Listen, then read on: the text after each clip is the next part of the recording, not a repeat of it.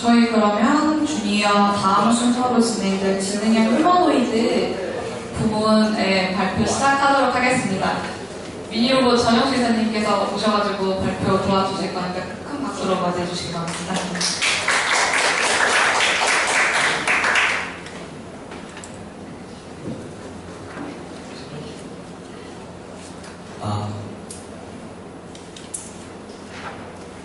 예, 안녕하세요. 지능형 휴머노이드 및 무인 자동차 쪽 하드웨어나 소프트웨어를 담당하고 있는 주식회사 유니로봇의 전영수 이사라고 합니다. 네, 올해가 7회 인베디드 소프트웨어 경진대회인데 저희가 무인 자동차는 2회 때서부터 해가지고 지금 16년째 하고 있고요. 그 다음에 휴머노이드 부분은 2008년도서부터 했던 것 같아요. 그래서 한 11년째 하고 있고 아마 한 해 정도만 그러니까 좀 여차저차 문제가 있어서 한 해만 못하는 것 같고 현재까지 계속 해오고 있고요. 일단은 휴머노이드 부분은 그러니까 여기에 참가하신다라고 하시는 분들 대부분이 예전에 로봇 쪽 분야를 접근하는 대학생들이나 참가자분들은 대부분 기계공학과나 백학과나 전자과 출신들이 많았었는데 요즘은 소프트공학 쪽 특히 인베디드 소프트웨어 공모대전은 거의 90% 이상이 대부분 소프트웨어 전공 하시는 분들이 이제 참가 신청을 하세요. 그러니까 근데 대부분 이런 하드웨어 기반의 소프트웨어를 개발할 때는 어떤 하드웨어에 대한 기본적인 거는 좀 아시고 그 다음에 각종 순수 모니터상에서 컴퓨터상 인베디드나 컴퓨터상에서 프로그램 하실 때는 어떤 프로그램의 결과가 작성하셔서 결과가 나오는 거는 수십 번, 수백 번, 수천 번을 돌려도 같은 결과가 나오실 거예요. 하지만 하드웨어 기반은 결과가 동일하게 나오지 않습니다.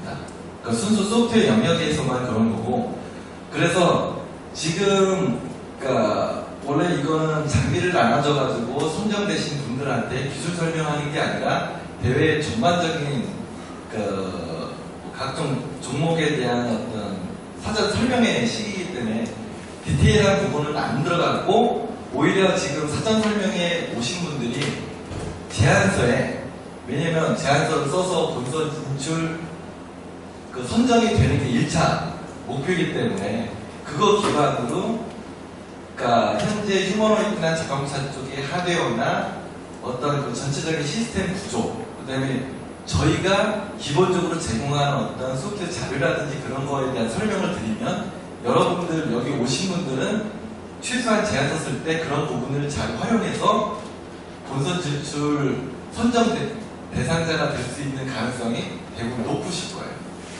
어차피 기술 설명을 하실 때 역대 보면 설명회를 인베디드 소프트웨어 공모대전 설명회를 시작한 지는 몇 년 안 됐습니다. 근데 과거에 또 했었다가 또 안 했었다가 또 몇 년 전서부터 이제 하기 시작했는데 하기 시작하는 순간서부터 경쟁률도 좀 치열해지고 제안 서류도 경쟁률이 조금 수준이 좀 나아져요. 그만큼 이제 알고서 온라인상에서 대회 공고 나온 정보만 갖고서 여러분들이 서류를 써가지고 제안하는 것보다는 사전 설명회 때 일부 설명을 듣고 여기서도 이제 어느 정도 질문을 받을 거거든요. 그런 받은 상태에서 문서를 쓰시면 확실히 나아요. 그 다음에 유의사항 중에 하나 이건 절대인데요. 여러분들 대부분 대학교 동아리 쪽에서 참가하시는 분들이 상당수 많거든요. 역대 유명한 동아리들 수상도 하고 그랬던 동아리들 선배들 입장에서의 족보처럼 나오는 제안서 서류 양식과 그 다음에 개발 자료들이 있어요. 당연히 개발 자료는 참조해서 요긴하게 쓰시면 되는데 대회 종목이나 규정들이 바뀌기 때문에 노력을 많이 하셔야 되는 건데 대부분 일부 조금 아쉬우신 분들이 제안서를 좀 선배들이 썼던 거를 그대로 갖다가 제출하시거나 아니면 앞뒤 순서를 바꾸고 대회 규정 내용들만 수정하는 정도로 하시는데 그렇게 쓰시면 요즘은 안 돼요. 공모대전에 그러니까 실제로 그 심사위원 분들은 한두 해 하신 분들도 있지만 대부분 오래 하셨기 때문에 제안서를 딱 보는 순간 이거는 한 3년 전에 본 것 같은데요? 그러면 그 자리에서 바로 3년 전 거 자료 해가지고 여기가 뭐 어느 대학교다, 뭐 어느 대학교 손을 딱 제안서로 띄워가지고 같은 짓도 비교해요. 아마 여러분들의 그 서류 그 제출이 당락에 대해서 결과론적인 코멘트를 왜 떨어졌는지 어차피 점수로 종합 평가를 뭐 한두 사람이 평가하는 게 아니라 많은 분들이 이제 평가를 하기 때문에 그거에 대한 결과를 여러분들은 이유는 몰라요. 분명히 다 정식으로 요청을 해갖고 저기 한다라고 당연히 뭐 설명을 해주겠지만 대부분 그렇게 해서 잘 썼다라고 생각을 하지만 서류적으로 떨어지는 경우도 있다는 말씀을 미리 드리는 거예요. 이건 이제 로봇 설명 전에 제안 서류를 쓰는 어떤 기본적인 요령으로. 그리고 요즘 로봇 스펙이나 그거 설명드린 것보다 이 제안 서류를 쓰는 요령에 대한 걸 듣는 게 오늘 설명회 때 오신 거에 가장 큰 가치가 되실 거예요. 지금 제안 서류를 제가 평가하는 점수와 모든 그 심사위원분들이 평가하시는 분명히 어떤 항목들이 있어서 그대로 평가를 하는데 조금은 점수 편차가 있어요. 그래서 이제 다 합계로 평균을 내서 하긴 하는데 공통적인 사항들이 있어요. 서류 속에서 열심히 뭔가 의지를 갖고 쓴다라고 하는 거에 대한 게 기본적으로 다 보여요. 아마 그 일부 심사위원들 상당수 한 반수 이상 분들이 대학교 교수님이시고 나머지 분들이 산학 쪽에 뭐 저처럼 각 분야의 전문가시기 때문에 서류 속에서 그 문서가 보인다는 거죠. 분명히 지금 지능형 휴머노이드 종목 같은 경우는 영상 처리라든지 일부 센서를 이용해서 어떤 미션을 처리하는 건데 기술적인 부분을 꼭 들어가야 되겠죠. 기술적으로 내가 할 수 있다라는 거. 그 다음에 요즘 제안서에 서류뿐만이 아니라 과거에 뭔가의 유사한 프로젝트를 진행한 여부에 대한 거를 제출하게끔 돼 있어요. 대부분 그걸 제출하지 않은 팀들이 되는 경우는 조금 덜해요. 그 서류로서도 훌륭해가지고 채택되는 경우도 있지만 동영상을 제출하는 경우들이 요즘은 거의 한 80~90%는 다 제출한다는 거죠. 그게 뭐 심사위원 분들도 이제 고민이시지만 이게 그 참가 신청을 하셨던 분들이 직접 그 프로젝트를 수행한 내용인지 아닌지에 대한 거는 솔직히 판단하기는 쉽지 않아요. 하지만 제출한다는 거죠. 그래서 이제 일부 꼼꼼한 친구들은 거기에 참여하는 팀원들이 얼굴 다 비친 모습까지 로봇이 움직이거나 어떤 프로그램 설명하는 거에 팀원들이 같이 포함해서 영상에서 나온 상태에서 그걸 설명한다면 전체 팀원들에 대한 그 뭉치는 거라든지 의지가 강하다라는 어떤 가산점이 굳이 설명을 안 해도 느낀다는 거죠. 심사위원 분들 입장에서. 근데 예를 들어서 휴머노이드 종목의 분명히 영상 처리 기술을 먼저 하시는 분들도 있고 일부 대학교 동아리들 중에서는 이런 지능형 휴머노이드를 접했던 팀들은 그런 동영상을 올리는데 저는 로봇을 보면 뭐 상용 제품이라고 하면 그거에 대한 로봇이 어디 회사 제품이고 어떤 대회를 나갔던 거고 어떤 모습이다 어떤 수준이다라고 하고 이거는 어느 대학교에서 활동했던 모습인 것 같다라는 것까지도 저는 거의 대부분 좀 느끼기 때문에 너무 과거 데이터, 과거 어떤 동영상을 이렇게 끌고 오기보다는 현재 여러분들이 참여하시는 팀원들이랑 뭉친 거로 최소한 뭐 유사 플랫폼이라든지 뭔가 있다라고 하면 그걸 기반으로 같이 하고 있다, 했다라고 다시 한번 새롭게 찍으시는 게 훨씬 도움이 될 거예요. 자, 이제 여기까지 이제 설명을 드리고 그 지능형 휴머노이드 로봇은 그 주식회사 미니로봇이라고 하는 제가 근무하고 있는 제가 9년 됐거든요. 근무한 지.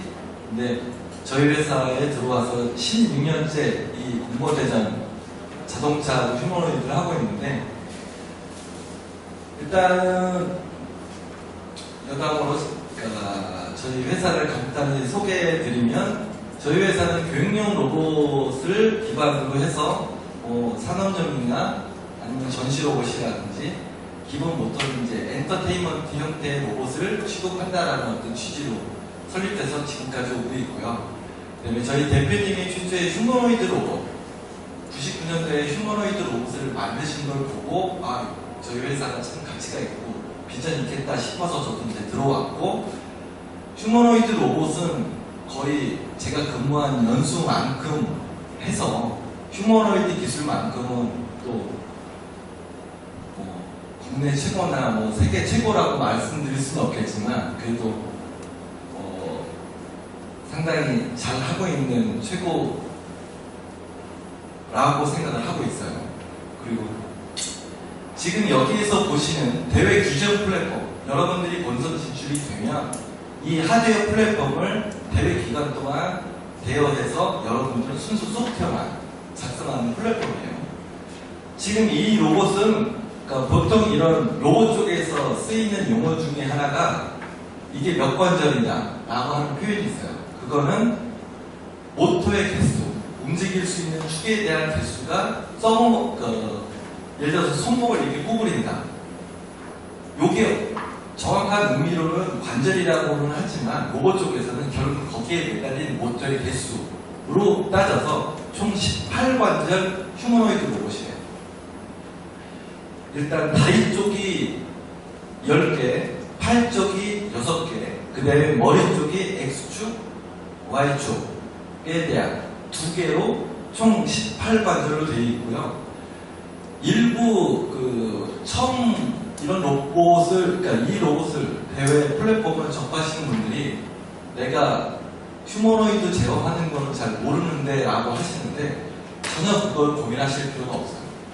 왜냐면 이 로봇은 저희 회사의 메탈 파이터 혹은 로보노바 2라고 하는 한 2005년도부터 버전 1 해가지고 지금 현재 버전 2가 상용화돼가지고 나온 안정적인 로봇 플랫폼에 라즈베리 파이 3 보드와 카메라가 장착되어 있는 로봇이다 보니까 여기에 기본 여러분들이 분명히 어떤 대회 미션을 위해서 모션 같은 걸 작성을 하셔야 되니까 일부는 작성을 하셔야 되겠지만, 모션 DB는 상당수 많이 있어요. 그리고 여러분들은 그거를 일반적으로 프로그램 함수 호출하듯이 호출해서 쓰시기만 하면 돼요. 근데 조금 모션이 우리 쪽이 생각하는 전략이라든지, 특히 또 로봇이 지금 몇 년 쓴 거다 보니까 약간 노후화돼 있어서 그거에 대한 안정성을 어떤 미션을 시간적으로 빨리 하는 것보다는 시간이 느려도 성공률을 높이는 게 지능형 대회 미션에서는 월등 유리하십니다. 나중에 이제 여러분들이 선정되셔갖고 이런 플랫폼으로 이제 미션 수행을 하시다가 보면 대부분 시간에 연연해 하지 마세요. 하지만 항상 시간 체크를 해야죠. 한 구간 아니면 전체 구간에 대해서 완주한 시간을 측정을 하시고 가장 느리게, 특히 여러분들 여기에서 핵심적인 게 영상 처리를 하셔야 되는데, 영상 처리의 해상도가 낮으면 낮을수록 프레임 수는 많이 잘 나올 거고, 해상도가 커지면 초당 느릴 거예요. 결국은 어떤 로봇이 바퀴가 달렸던 이렇게 다리가 달렸던 이동하는 이동체에서 영상 처리는 영상 처리 속도가 월등히 빠르다라고 해도 이동 속도가 더 상당히 빠르면 내가 이동하는 거리 계산해 보시면 내가 이동해서 영상 처리해서 나온 결과가 과거 데이터로 반영해서 움직이는 경우들이 많아요. 그렇기 때문에 여러분들은 영상 처리가 어떤 프레임 수에 대한 걸 항상 많이 체크를 하셔야 될 거고, 왜냐면 처음에는 영상 처리 그리고 시간을 항상 체크하고 계시는 게 좋아요. 그래서 영상 처리 프로그램을 한다라고 하는 사람이랑 제가 대화를 해서 몇 프레임 해상도 얼마에 몇 프레임 정도 처리돼요. 해상도는 인지하지만 프레임수를 인지하지 못하고서 썰을 푼다 라고 하면 그 사람의 어떤 수준은 아직은 좀 초보 수준이라고 판단이 돼요.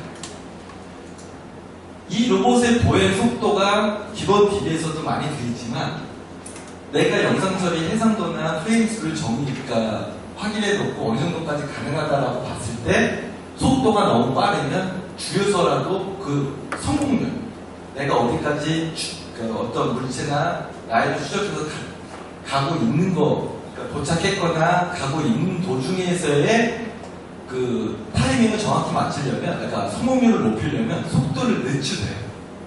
그래서 속도를 늦춘 상태에서 어떤 주관적인 미션을 성공했는데 속도를 조금씩 올려보시면 성공 확률이 굉장히 줄어들어요.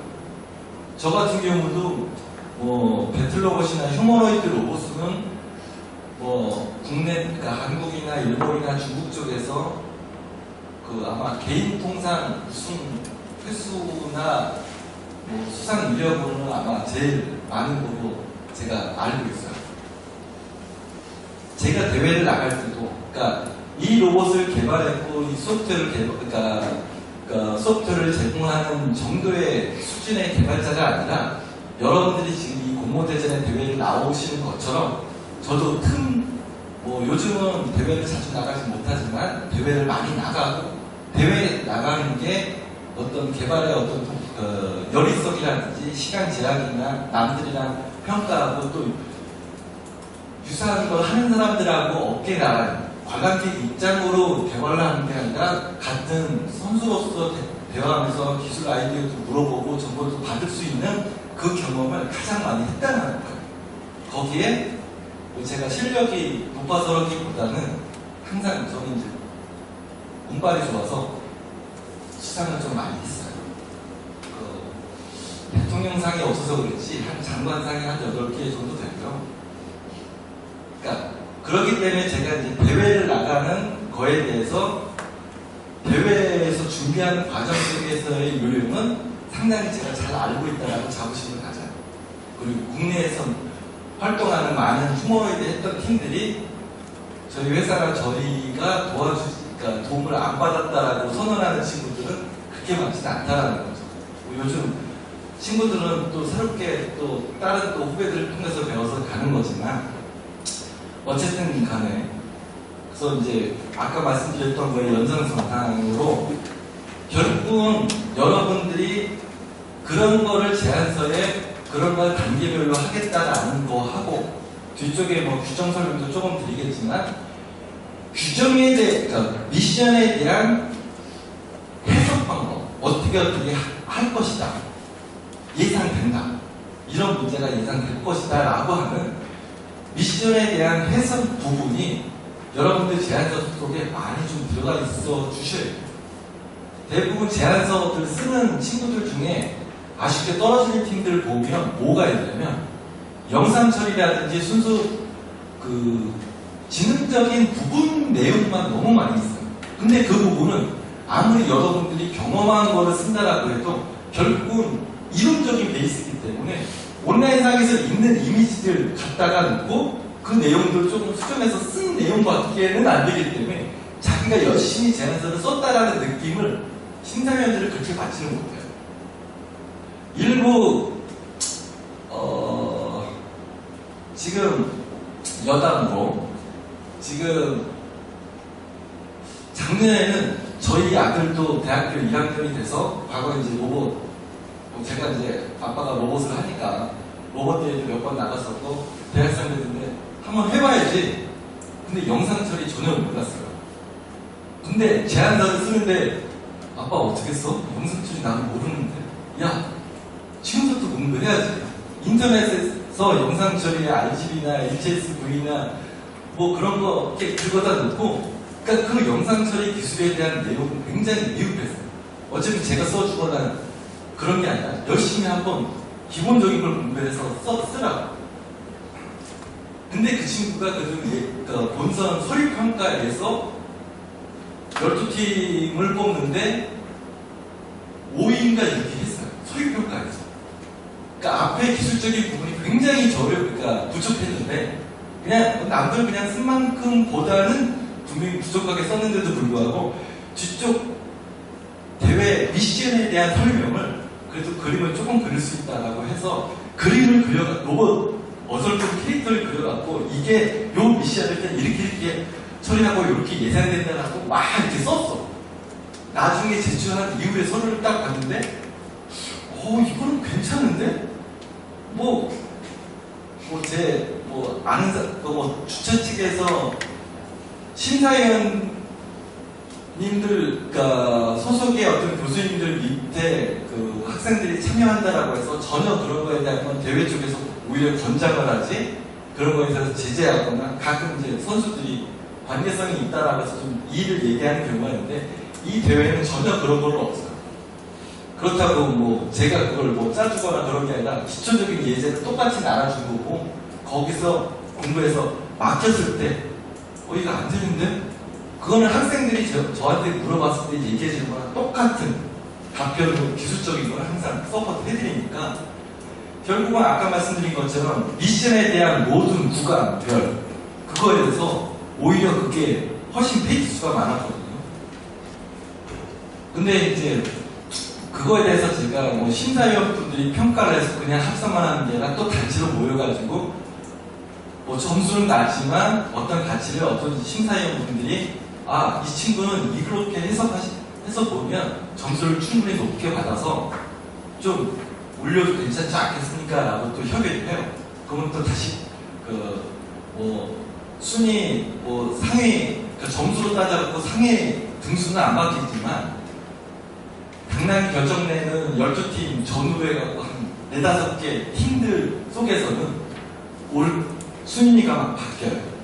그건 심사위원들이 임의적인 개념이 아니라 해석으로 같이, 왜냐면 모든 심사위원들의 공통적인 책임으로 나오기 때문에 그때 다른 심사위원 분이 이 학생은 영상 처리 기술에 대한 부분은 경험하지 못한 것 같다. 하지만 미션에 대한 어떤 해석을 하려고 진짜 노력해서 서류를 쓴 것 같다. 그래서 괜찮지 않나. 어차피 그냥 평균 점수로 따져도 상위였었는데 문제 없네요.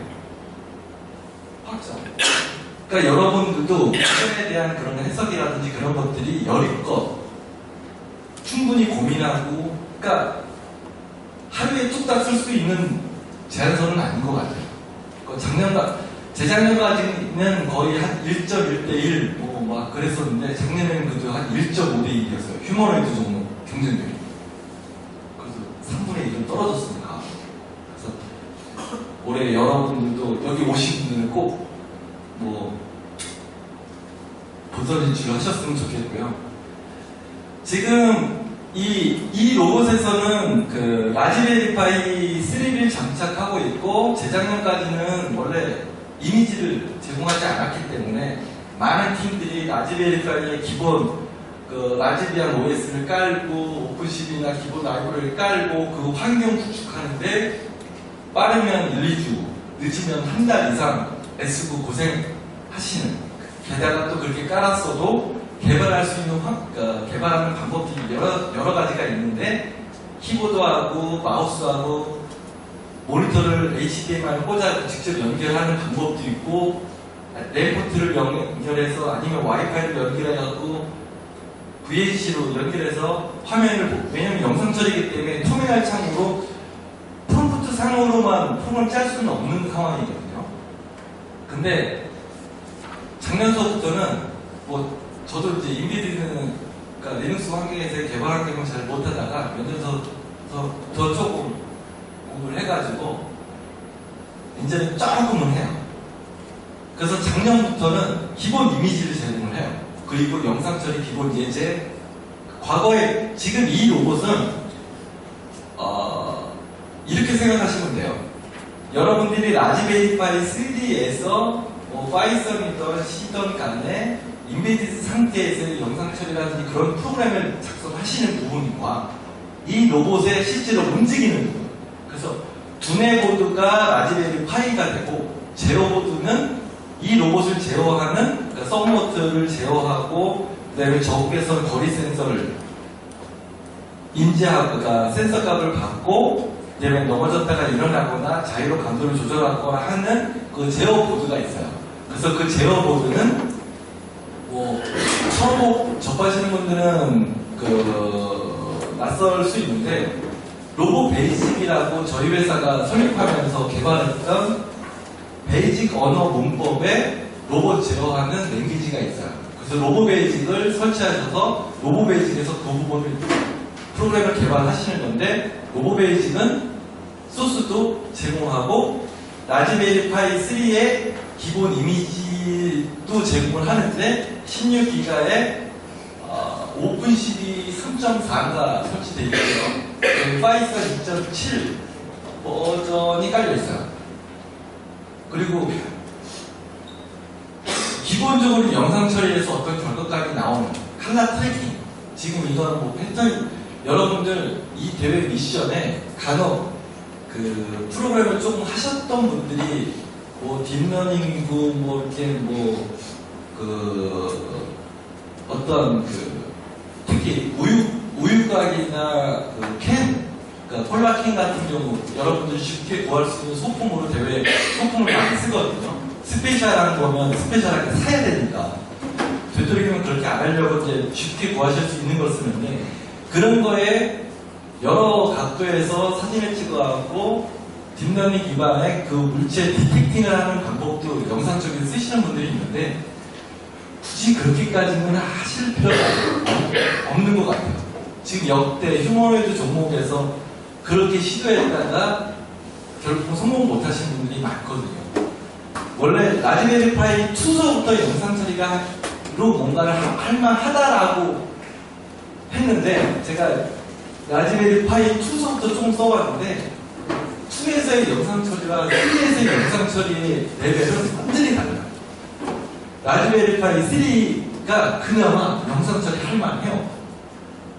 그리고 단지 이제 뭐 카메라는 5메가 픽셀에 지금 여러분들이 장비를 가졌던 3버전 카메라 1.3인가 2.0인가 아마 달려있는 것 같은데 해상도나 카메라 자체의 스펙에서는 프레임 수나 해상도는 굉장히 높은데 라즈베리 파이에서 영상 처리해본 바로는 그렇게도 640에 480을 처리하기 힘들어요. 그러니까 되는데 한 15프레임? 저 같은 경우는 영상 처리는 최소한 30프레임은 돼야 된다고 개인적으로 생각해요. 30프레임도 뭔가 안 되는 부분이 있어서 아쉬워하는데 여러분들이 아마 대회 나중에 하실 때 보면 많은 분들이 320의 이상훈 정도를 쓰세요. 320의 이상훈은 30프레임이 안정적으로 나와요. 그러니까 여러분들이 뭐 가우시안 필터라든지 필터를 많이 쓰시고 이렇게 하신다라면 프레임 수가 떨어질 수 있지만 그리고 뭐 나중에 프로그램 짜보시면 아시겠지만 기본으로 카메라 캠 오픈해가지고 딱 열면 기본적으로 640에 480에 30프레임으로 디폴트로 올라와요. 근데 아마 예제 소스에는 해상도를 조정하게끔 제가 파라미터로 제공을 해놨고 그러면 그 해상도가 적용된 상태에서 처리되는데 640에 480까지는 필요도 없고요. 그리고 이 로봇이 Y축으로 위아래 숙일 수가 있는데 고개를 많이 들지 마세요. 고개를 많이 들면 경기장이 사선으로 이제 기울어져가지고 한 이 로봇의 키보다 약간 낮은 정도로 경사면으로 보다는 하얀색으로 이렇게 좀 돼 있긴 하지만 실제로 이 로봇으로 농구 같은 것도 하거든요. 근데 이제 농구하는 게 아니라 바닥에 있는 거나 문 열고 나가고 이렇게 돌아다니는 거기 때문에 최소한 맥스 내 카메라의 Y축 높이는 머리를 숙여서 카메라의 각도가 그 경기장 밖을 절대로 볼 수 없는 높이가 되는 게 최대로 고개를 드는 거라고 생각하시면 돼요. 하지만 보통 그렇게도 안 하거든요. 멀리 보면 좋은 장점이 있지만 경기장 바깥에 다른 거를 보면서 오동작 할 수 있는 여지가 많고 지금 대회 미션 특성상 상당히 의외로 가까워. 아마 맥스 거리가 자기 거리에서 한 6, 70cm? 거리 미만까지만 카메라를 볼 수 있게끔 각도를 잡아서 필요에 따라서 고개를 들이거나 올리거나 하는 방법으로 하셔야 된다는 거. 네, 나중에 기술 세미나 할 때 좀 더 많은 설명을 드리고 이렇게 설명했다가는 또 시간이 너무 늘어질 것 같으니까. 자, 아까 말씀드린 것처럼 나지비안에서 그 프로그램, 그러니까 영상 처리 프로그램 하는 것과 로봇 베이직이라고 제어보드 쪽에서 프로그램 하는 그 두 가지를 여러분들은 연동해서 그거는 통신으로 합니다. 그리고 기본적으로 통신 속도는 4800bps로 그 예제는 다 돼 있으니까 여러분들이 그냥 쓰시면 될 거고요. 기본 모션 데이터도 넘어지면 자동으로 다시 일어나게끔 돼 있어요. 그래서 그대로 쓰시면 되고, 실제로 대회 미션은 넘어졌다가 다시 일어나서 가는 경우들이 있죠. 대회 그 미션 특성상 뭐 외나무다리라든지 그렇게 떨어지면 탈락하는 그런 것만 아니라 다른 구간에서 넘어졌다가 일어나서 계속 달려도 되니까. 그 다음에 자이로 센서는 뭐 어차피 올해는 계단이라든지 그런 허들이 터널이 있구나. 자이로 센서는 얘가 이제 오늘 로봇을 갖고 왔으면 좀 더 이해도가 좀 좋았을 텐데 깜빡했네요. 보행을 할 때 실제로 넘어지는 거에 대하거나 불안정한 거에 대한 걸 굉장히 보정을 합니다. 하지만 이제 그게 자이로가 장착되어 있는 위치라든지 그런 강도가 로봇을 어떻게 움직일 거냐에 따라서 강도가 좀 달라요. 특히 터널을 지나갈 때는 분명히 앉아서 기어가거나 엎드려서 가거나 뭔가를 해야 되는데 그때는 자이로 센서가 오프가 돼야 돼요. 자이로 센서는 가까속도 센서라고 해가지고 그게 이제 각도적으로 움직인 거에 대해서 측정을 하는데 어깨 위에 달려있거든요. 왼쪽 어깨 위에 달려있는데 서 있을 때 그 감도로 기본 디폴팅 돼 있는데 앉으면 그 각도가 굉장히 예민해서 켜있는 상태에서 앉으면 막 발작해요. 지우자. 그래서 이제 그런 걸 온오프 하셔야 될 거고.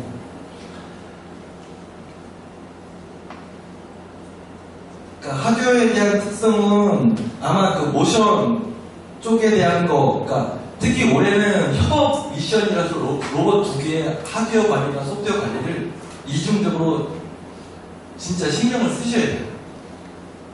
결국은 어떤 팀은 저희가 최대한 로봇에 하드웨어적인 문제가 있으면 최대한 서포트를 하겠지만 그것도 한계가 있어요. 대회 당일날 아까까지는 괜찮았는데요. 지금은 안 돼요.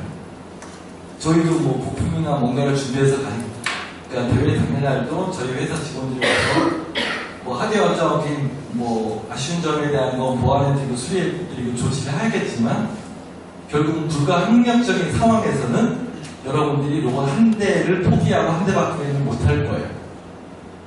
결국 정규적인 개념은 두 대가 출발해가지고 뒷 로봇이 들어와야 미션 완수인데 결국은 그러니까 불상사로 한 대밖에 못한다라면 한 대만 저게 했으면 결국은 50% 성공에 대한 부분밖에는 반영이 안 될 거라는 거죠. 그래서 그 하드웨어 관리, 컨디션 관리를 잘 하셔야 된다는 거.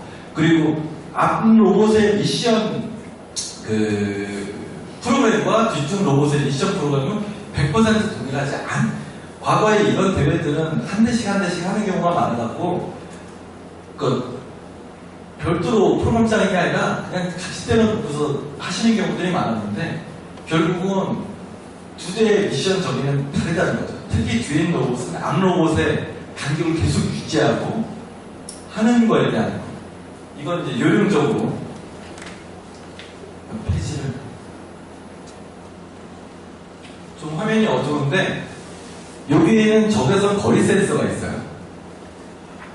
이거는 여러분들이 아마 그 프로그램상 카메라 영상 처리를 처리하는 거에 로봇 뒷모습을 보겠다. 로봇 뒤쪽에 이렇게 녹색으로 되어 있고 투명하지만 여기에 뭐 스티커 같은 거 붙고 그러면 로봇 등을 정확하게 보면서 처리하기는 쉽지 않아요.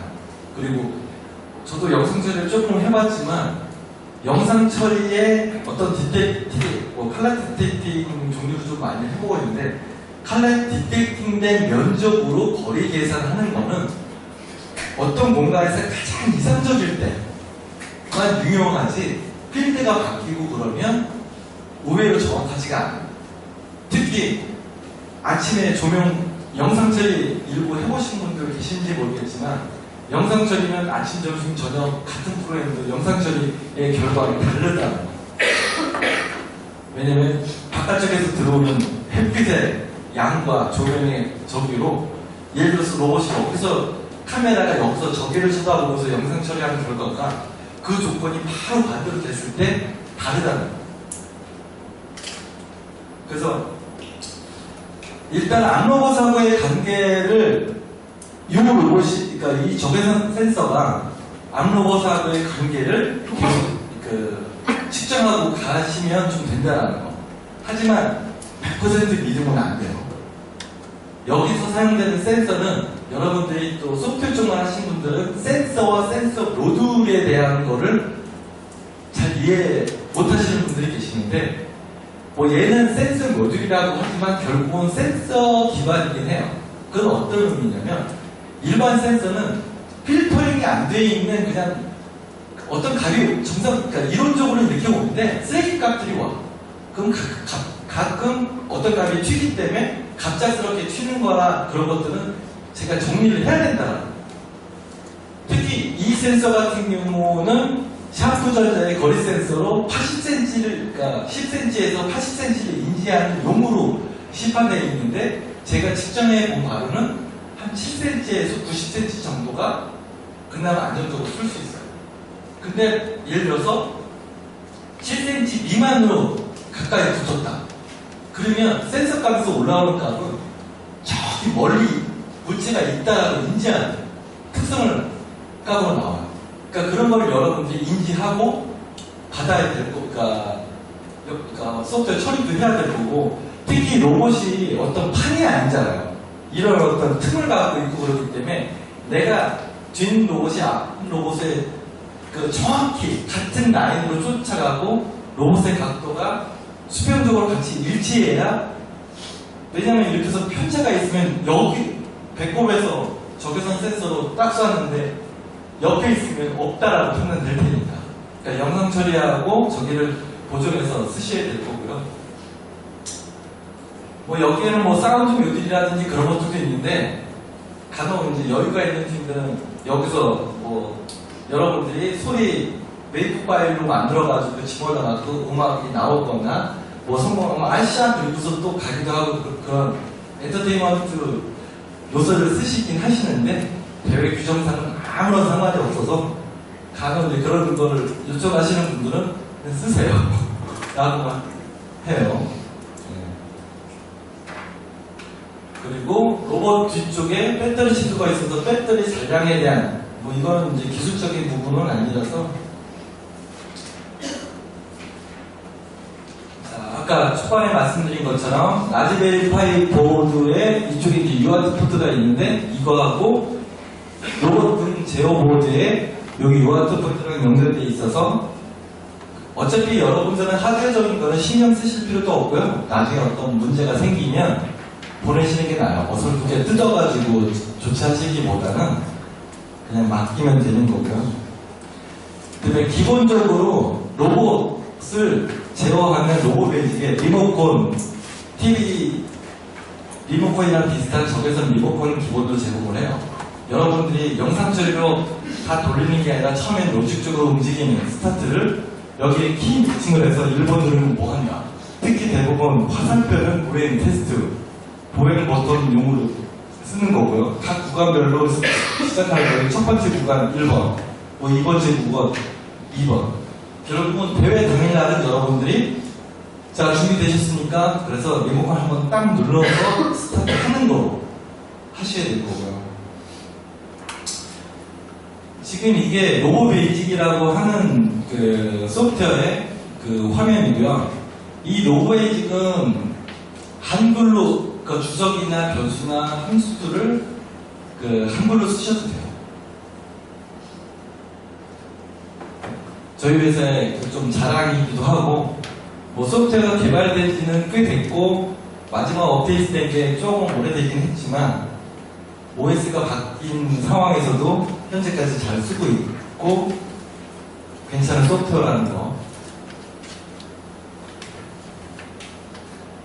그래서 뭐 문법, 그러니까 일반 컴파일러들처럼 뭐 컴파일 딱 하는 순간 컴파일 에러가 나면 어떤 라인에서 에러가 났다라고 나오기도 하고, 그게 정상적이라고 하면 이렇게 다운로드 창이 떠서 몇 바이트가 생성됐다 그리고 확인 누르면 다운로드 케이블이 연결되어 있는 상태에서 로봇에 저장이 되고, 한번 저장된 거는 부팅하면 계속 그 프로그램을 동작하는 방식이에요. 그러니까 일반 마이컴이랑 동일한데 약간 아두이노랑 비슷하게 편하게 개발할 수 있게끔, 그러니까 어려운 그 라이브러리라든지 그런 것들은 다 내부적으로 OS 커널처럼 밑에 다 베이스로 깔려 있어서 여러분들 호출해서 쓰시기만 하면 되는 개념이에요. 이게 모션 데이터예요. move, GUD 이렇게 해갖고 숫자. 이건 약간 뒤로 제껴져 있네요. 요게 DA, 오른쪽 다리, 왼쪽 다리. CP, 오른쪽 팔, 왼쪽 팔. 이거는 어깨. 여기. 이렇게 숫자로 돼 있는 거, 그러니까 저는 이제 오래 했고 많이 했기 때문에 숫자에 대한 거로 모션이 어떤 자세라는 게 좀 느껴지는데, 여러분들은 굳이 그 정도까지 인지하고 쓰실 필요는 없고요. 이 숫자 값을 바꿔서 그 소스 에디트 창에서 소스 여기 숫자 바꾸고 F6번 딱 누르면 그 자세를 실시간으로 볼 수 있어요. 그래서 그런 모션 전체 모터를 오프시켜서 모터를 이렇게 관절을 꺾은 다음에 다시 온 시켜갖고 모션 캡처를 소스 상태에서 바로 삽입을 누르면 바로 그냥 모션 데이터가 소스 상에 저렇게 숫자 값으로 다 적용이 돼요. 그래서 모션 짜는 거나 그런 거에 대한 거는 여러분들이 그렇게 어렵게 생각 안 하셔도 되고요. 어차피 본선 확정되셔서 장비 받고 기술 세미나 할 때는 여기에 있는 자료랑 동일하게 제가 예전에는 설명의 자료랑 분리했었다가 편하게 그냥 동일한 자료로 지금 해놨어요. 그래서 그리고 기본으로 제공하는 소스, 그러니까 최초의 장비를 받아가지고 하는 거. 왼쪽 턴. 보통 이런 휴머노이드 로봇의 가장 핵심적인 기술은 전진, 후진, 왼쪽 시프트, 오른쪽 시프트, 턴. 이게 예를 들어서 전진 보행이다. 전진도 보행 종류가 굉장히 여러 개라는 거죠. 빨리 가야 될 거리가 필요성도 있는 거고, 어떤 경우에는 거의 1, 2미리씩 움직일 땐 이렇게 가야 되는 상황들도 있기 때문에 각 모션들을 최소한 예를 들어서 지금 턴 같은 경우도 왼쪽 턴 10, 그러면 한 대략 10도 정도 움직이는 턴 종류 함수가 있는 거예요. 왼쪽 턴 3은 좀 다른 스타일이긴 한데 하여튼 이것도 한 15도 정도쯤 되는 거고, 20도, 45도, 60도. 근데 이거는 100% 믿으시면 안 돼요. 그 각도에 대한 거. 그리고 이렇게 기본적인 어떤 모션 데이터가 있고, 소스 레벨에서 보시면 더 많은 종류의 것들이 있어요. 자, 그러면 다른 설명보다 대회 미션 설명을 드려야, 하드웨어적인 설명을 일부 드렸고, 지금 대회 미션 내용을 보시면 그 작년에 일부 참가하신 팀들도 얼핏 보니까 있는 것 같긴 한데, 작년하고 다르게 올해는 2대가 동시에 출발을 합니다. 2대가 동시에 출발해서 원래는 난이도를 좀 높이려고 했다가 협업하는 것 자체만으로도 굉장히 어렵기 때문에 원래는 가운데 라인 트레이서 개념이 아니라 자동차 도로에서 좌우에 노란색 선을 둬서 좌우 차선을 안에서만 가는 코스로 만들려고 했다가 이 협업하는 미션에서는 그렇게 하면 굉장히 좀 어려울 것 같아가지고 일단 편한 개념으로 했어요. 단지 첫 번째 구간의 첫 번째 미션이 가장 어려울 것 같다라는 생각이 들긴 해요. 출발할 때 이건 이제 뻔해요. 출발할 때 앞로봇이 리모컨을 서로 다른 아이디를 설정해갖고 출발한 다음에 좀 이따가 출발하던 한 번 누르고서 얘는 최소한 뭐 10초나 20초 후에 출발하라고 로직적으로 프로그램을 짜시던, 먼저 출발해서 가면 암로봇은 여기에 있는 우유팩을 인지해가 결국 노란색 라인 해서 라인 트레스처럼 가야 되겠죠. 가다가 우유팩을 만나면 서서 하던, 앉아서 발로는 안 되겠구나. 몸으로 숙여서 손으로 치던, 앉아서 왼쪽 오른쪽 치던 이 파란색 선 안으로 이 우유팩을 집어넣으셔야, 지금 걸치는 정도가 아니라 되도록이면 여기 안에 넣는 거로 기본 미션은 해놨어요. 이게 하나가 될지 두 개가 될지는 몰라요. 왜냐면 여기에서의 모든 경기장에 보면은 치수 일부 좀 우려되는 상황을 제외하고는 모든 치수는 공개하지 않아요. 이거에 근데 조금 요령이 있는 분들은 이런 거에 3D는 계산하기 조금 어렵지만 2D 같은 경우를 캐드 같은 거에 갖다 놓고, 야, 여기서부터 여기까지가 2400이래. 비율 맞추면 모든 치수가 그대로 나오고, 지금은. 그러니까, 일단 그런 요령도 있지만, 결국 여기서부터 여기까지의 그 거리라든지 그런 것들은 현장 설치할 때 저희가 임의적으로 바뀌어요. 그러니까 여러분들, 이 우유팩을 좌우로 밀어서 결국은 해놓고서 그 다음 통과를 해야 된다는 거 하고, 원래 이쪽에 외나무 자리가 작년에는 좀 폭이 넓었어요. 그래서 그쪽에서 떨어진 팀이 본선 경기 중에는, 그러니까 어차피 서너 번 기회를 줬는데 빠진 팀이 뭐 없지는 않고 몇 팀이 있었지만 올해는 이 폭이 좀 더 좁아요. 생각보다 다들 잘하시네 그래갖고 수준을 약간 높인 거예요. 이 우유팩을 제외하고 나머지 이 장애물에 대한 건 여러분들이 그러니까 쳐도 그만 안 쳐도 그만이에요. 그러니까 왜냐면 작년의 대회 결과를 기준으로 말씀을 드리면 지금 대부분 앞에 장애물을 무시하고 그냥 계속 갔습니다. 모든 팀들이. 근데 이제 제가 예상했던 변수처럼 상황이 되긴 했는데 결국은 여기 구간에서 이 문을 통과하는 거가 모든 팀들의 그 기술적인 측면의 수준이 많이 좌지우지되는 구간으로 결과가 나왔어요.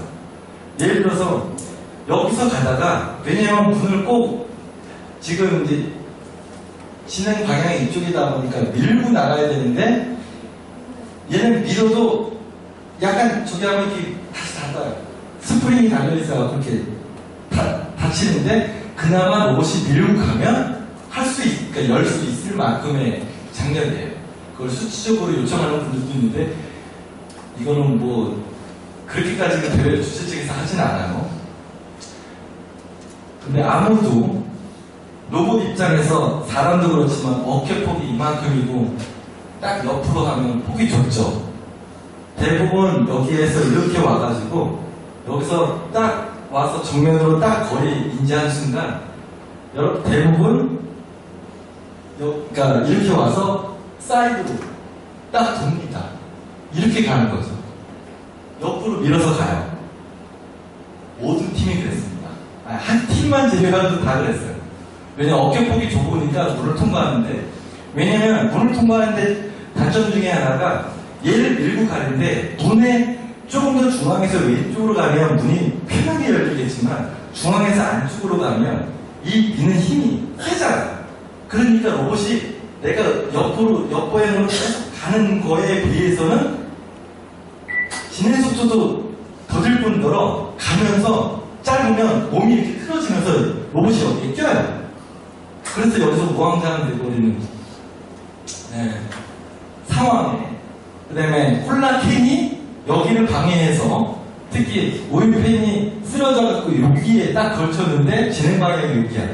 그러면서 결국 껴가지고 얘가 몸이 틀어져갖고 여기서 무항장 되는 현상들이 있었어요.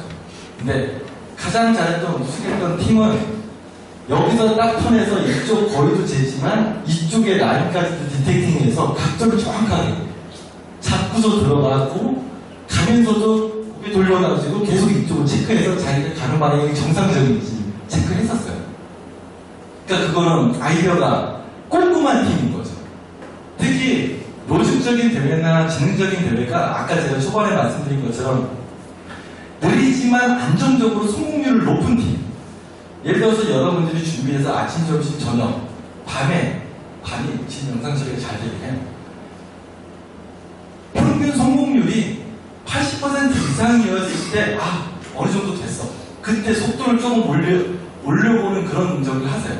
50% 전후의 성공률을 갖고서 속도를 올려봤자 그거는 별 가치가 없어요. 저 같은 경우도 최소한 80% 이상 성공을 해야 이제 좀 됐구나. 좀 이제 그러니까 안정적인 뭐의 변수적인 걸 찾아서 그 부분을 줄인다라고 하는 거고. 자, 요거 지나서 대부분 요게 터널 앞에서는 이거는 그 색상을 인지하지 않고 결국 배꼽에 있는 거리 센서. 근데 일부 팀들은 카다도 그러니까 색상 같은 흰색이었던 것 같은데 그걸 인지해가지고 여기서 누워서 대부분 기어가는 팀들보다는 앞이나 뒤로 누워서 그러니까 밀어가는 방식을 썼어요. 작년에는 가스레바였는데 가스레바는 강체였어요. 이런 벽이었다 보니까 오유팩이나 장애물을 다 무시하고 그냥 가서 가스레바를 지켜도 되는데 제가 예상했던 게 오유팩 하나가 그 앞에 밀려가지고 타워에 딱 끼는 순간 팔 리치가 그걸 지킬 수 있는 거리가 안 될 거다라고 이제 판단을 했었는데 결국은 여기까지 온 팀들이 그래도 상당수 됐거든요. 거의 대회 본선 경기상 한 50% 정도는 그래도 요 근처까지 온 팀들이 상당수 있어요. 그러니까 한 번 이상은 다 여기까지 왔고 근데 결국은 여기서 그것 때문에 가스레가 엔드를 성공 못했는데 우승했던 팀은 그 다음에 우승하고 상위권 몇 팀은 여기서 도착해가지고 앞에 오유팩이 있다라고 하면 손으로 다 왼쪽 오른쪽 쳤어요. 치고서 다시 일어나가지고 가서 가스레가 결국은 그러니까 확률이나 재수를 믿는 운이 개념이 아니라 뭔가 제재적인 상황이 있을 거다라고 판단하면 그러니까 프로그램상 그 예외적인 상황을 꼭 처리해서 그걸 제거한 다음에 가게끔 했던 팀이 최종적으로도 좋은 결과를 가졌다는 거죠. 근데 작년에 가스레가보다는 좀 편해요. 이거는 그냥 앉아가지고 우리 셔터 올리듯이 앉아가지고 지금 로봇이 지금 기본으로 제공하는 로봇이 모터가 움직이는 각도가 차렷 자세에서 이렇게 팔이 올라가진 않아요. 팔이 여기까지 올라가고 뒤로 90도 올라가요. 그래서 앉아가지고 팔을 올린 다음에 일어나서 또 올린 다음에 팔을 위쪽으로 들어 올려갖고 밑으로 내려서 고개 숙여서 이렇게 해서 위로 올려야 이게 완전히 자기 키 높이보다는 위로 올라가는 상황이 될 거예요. 오늘 너무 길었다고 또 고치를 주시고. 네.